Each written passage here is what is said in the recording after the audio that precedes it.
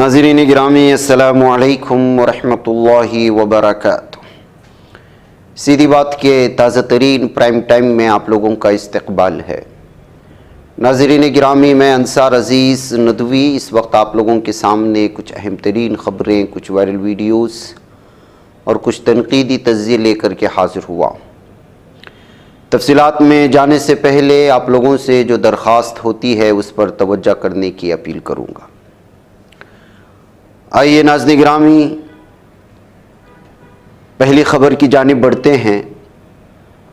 उत्तर प्रदेश के संबल में वाक़े शाही जामे मस्जिद के सर्वे के सिलसिले में आज अदालत में सर्वे रिपोर्ट पेश की जानी थी, लेकिन ऐसा नहीं हुआ।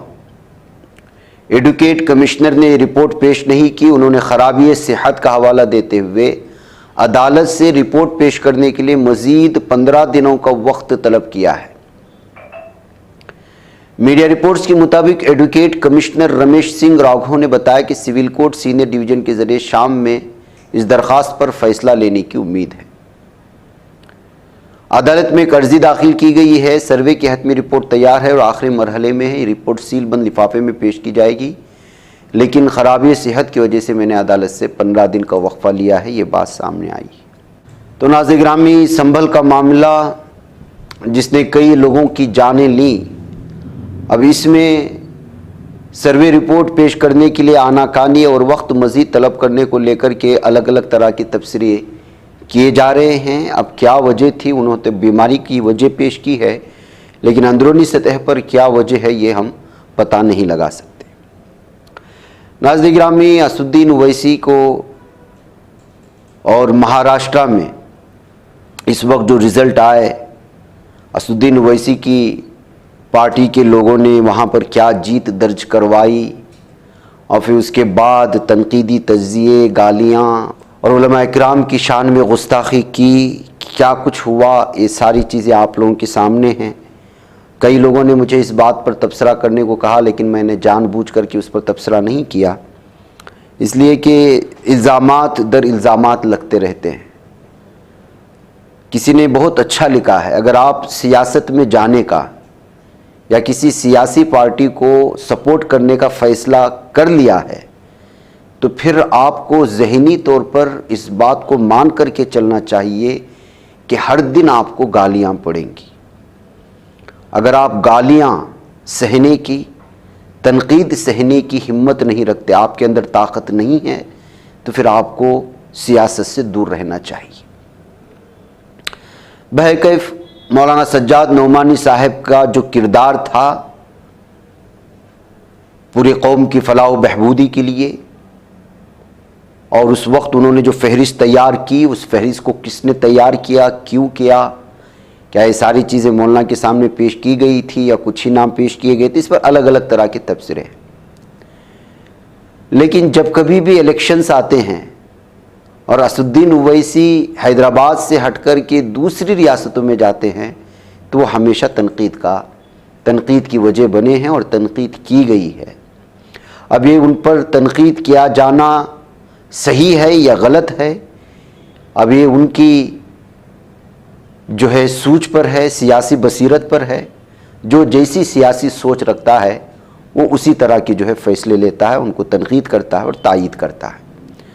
अब देखिए, महाराष्ट्र में जोलानियाँ दिखाने के बाद जनाब असदुद्दीन ओवैसी की पार्टी एमआईएम दिल्ली के असेंबली इलेक्शन में भी खम ठोकने की तैयारी कर रहे हैं। तो जाहिर सी बात है, जहाँ आप जा रहे हैं, जीत दर्ज नहीं कर रहे हैं, फिर वहाँ से आपको गालियाँ पड़ेंगी। और मुझे लगता है कि एमआईएम के लीडरान को, असदुद्दीन ओवैसी को अब गालियाँ खा करके, तनकीद सुन करके आदत सी हो गई है और वो अब किसी की सुनने वाले नहीं और कहीं रुकने वाले भी नहीं।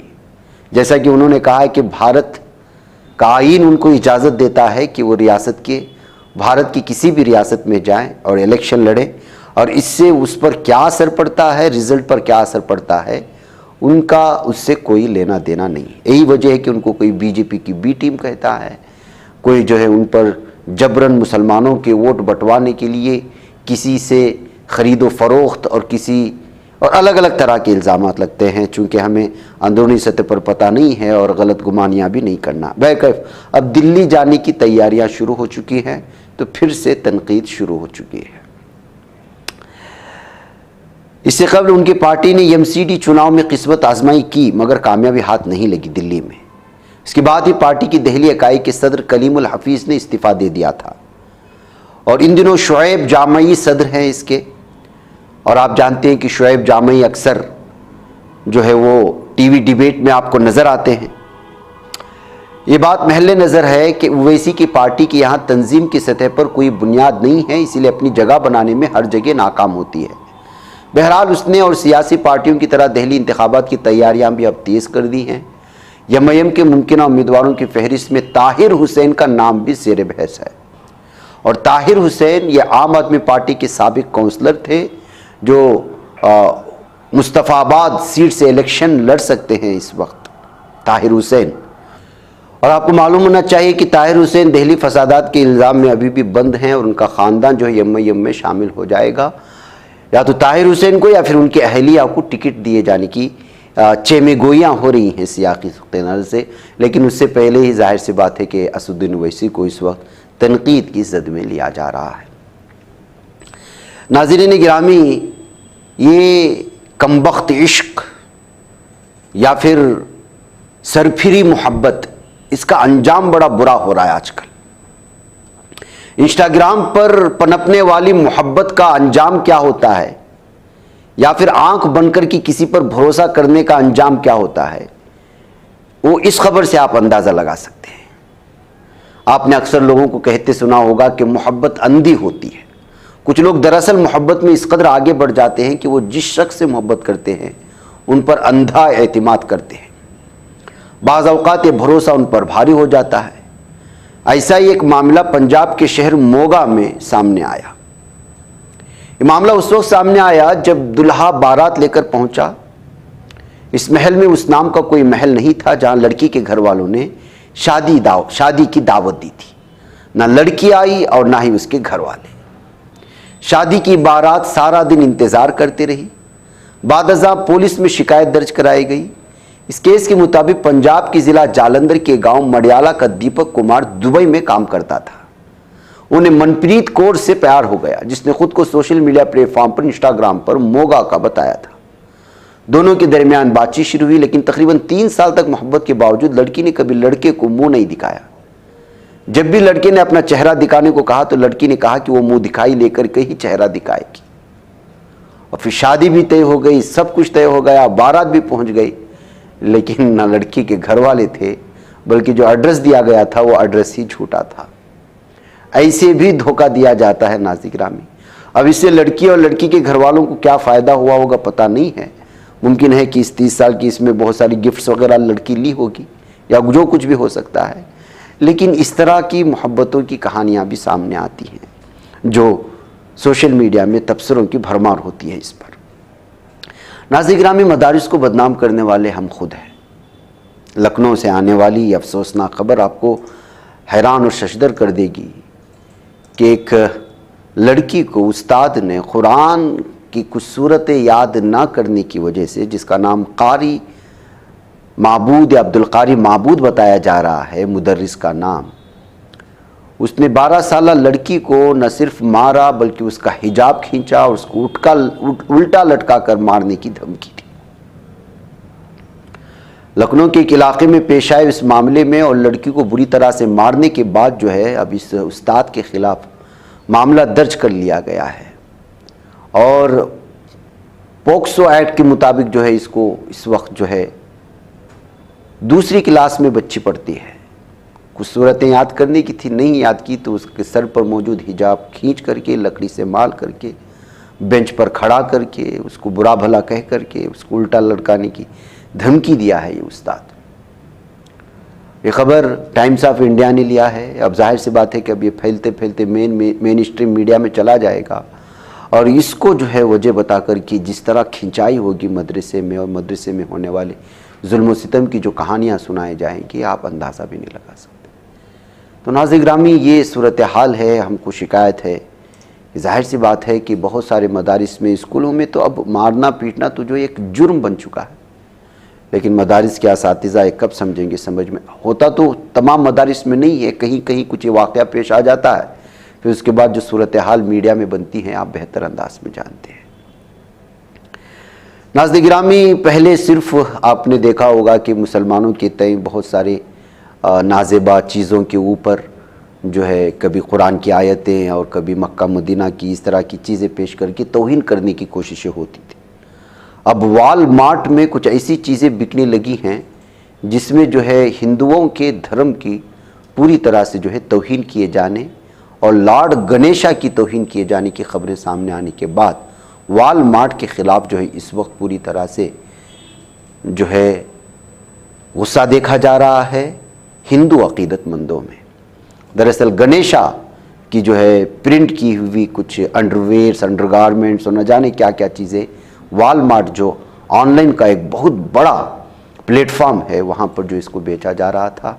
अब जो इस सिलसिले में मामला दर्ज करके पुलिस की जानिब से मुताल्लिक़ा कंपनी या जिस कंपनी ने इसको शाये किया है, बनाया है, उसके ख़िलाफ़ जो है कार्रवाई करने का मुतालबा ज़ोरों से बढ़ता जा रहा है। नाज़रीन गिरामी, बेंगलुरु शहर ट्रैफिक के लिए बड़ा बदनाम है। देखने के लिए शहर गुलिस्तां हैं, काम करने के लिए बहुत सारे आपको ज़राए हैं और आपको हर तरह की टेक्निकल हब माना जाता है, इसको सॉफ्टवेयर में हो या हार्डवेयर में हो, जिसकी वजह से दुनिया के कोने कोने से लोग बेंगलुरु में खींचे चले आते हैं। शहर तो जो है उतना ही रहेगा, लेकिन भीड़ बढ़ जाएगी तो ट्रैफिक बढ़ जाती है। ऐसे में हुकूमत की जानिब से, बल्दिया की जानिब से अलग अलग तरह के फ़ैसले लिए जाते हैं और इसमें सबसे बड़ी बिजी एरिया माना जाने वाला हेब्बाल से सिल्क बोर्ड को जोड़ने वाला रास्ता इस कदर बिजी रहता है इसलिए कि यहाँ तो कारखाने भी हैं, बड़ी बड़ी सॉफ्टवेयर की कंपनियाँ भी इसी लाइन पर जुड़ी हुई हैं और फिर अलग अलग तरह की जो है कारखाने और वेयर हाउस जिसको कहा जाता है इसी रास्ते में बनी हुई। तो अब बल्दिया ने फ़ैसला किया है, बल्कि उसने जो है यहाँ पर ट्रैफिक को रोकने के लिए एक सुरंग बनाने का फ़ैसला करते हुए 19,000 करोड़ रुपए कर्ज़े में मांगा है हुकूमत से, ताकि जो है वो ये टनल बनाएं और जो सरदर्द है ट्रैफिक का वो ख़त्म किया जा सके। क्या वाकई में हुकूमत की जानिब से इसको मंजूरी मिलेगी? क्या बल्दिया को कर्जा मिलेगा? ये जो लंबाई होगी टनल की यानी कि सुरंग की वो 18.5 किलोमीटर यानी 18.5 किलोमीटर जो है पहाड़ को खोद करके ये टनल बनाया जाएगा और इस तरह से जो है ट्रैफिक पर काबू पाया जा सकेगा। ऐसा प्लान बल्दिया की जानिब से तैयार हो चुका है। हुकूमत अगर ग्रीन सिग्नल देते हुए कर्जा अगर इनके हवाले करती है 19,000 करोड़ रुपए की, तब जाकर के ये प्रोजेक्ट मुकम्मल हो सकता है और प्रोजेक्ट मुकम्मल होने में न जाने कितने साल लग जाए। नाज़रीन गिरामी, आइए एक और ख़बर की जानिब कि किस तरह से जो है जादू टोने के नाम पर जो है कत्ल व गारतगिरी का बाज़ार गर्म किया जाता है। गुजरात में एक शख्स ने 12 कत्ल करने का जुर्म कबूल किया और उसमें उसकी माँ भी है, उसकी सास भी है, बल्कि उसकी दादी भी है, बल्कि उसका अंकल भी शामिल है।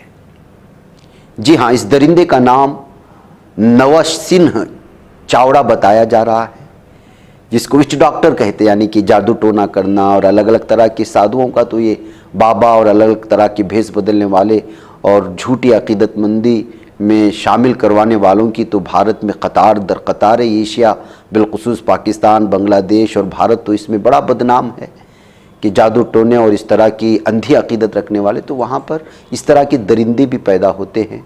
इसने इस वक्त कबूल किया है कि काले जादू के नाम पर इसने खुद जो है अपने लोगों को भी मारा है और बहुत सारे लोगों को सिर्फ जहर दे करके मारा है और उनसे कहता था कि ये पी लेने से आपको जो है जल्द शिफा हो जाएगा, हकीकत में उसमें जहर मिला करके देता है। नाज़रीन गिरामी, टाइम्स ऑफ इंडिया और भी मुख्तलिफ अखबारात ने इसको तफसीली से शाये किया है, आप जाकर उसकी सारी तफसीलात हासिल कर सकते हैं। जराइम की दुनिया की ख़बर मैं आप लोगों के सामने इसलिए रख रहा हूँ कि भारत में बिलखुसूस हम मुसलमानों में भी इस वक्त है कि किसी भी बाबा पर कुछ हरे कपड़े पहन लेता है, बड़ी पगड़ी बांध लेता है, तो उस पर जो है अंधाधुंध और कुछ चीज़ें ऐसी चीज़ें जो समझ में भी नहीं आती पढ़ना शुरू कर देता है तो उसको बड़ा बाबा समझने लगते हैं।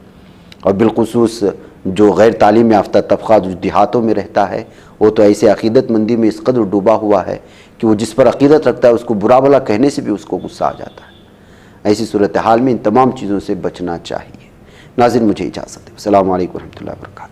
ये बच पाता है कोई सहाफ़ी की निगाहों से, मिलाता है ये लोगों को मोहब्बत की पनाहों से।